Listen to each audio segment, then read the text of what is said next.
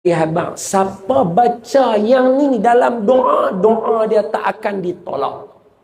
Semua tahu, tapi dalam doa tak baca. Jangan mulai malam ni, mulai hari ni, lohor ke asar ke sekali lagi, doa saja, buh yang ni sekali ke atas.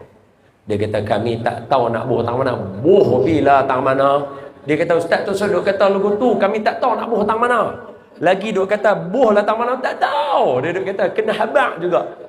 Buh bila tang awal pun boleh, tang hujung pun boleh. Baca doa tu, alhamdulillahirabbil alamin wassalatu wassalamu ala asyrafil alhamdulillahirabbil alamin hamdan yuwafi ni'amahu wa yukafi'u mazid. Atau benda tak ada. Alhamdulillahirabbil alamin wassalatu wassalamu ala asyrafil anbiya'i wal mursalin wa ala sahbihi ajma'in. La ilaha illa anta subhanaka inni kuntu minadh dhalimin. Dah, sudah. Baca.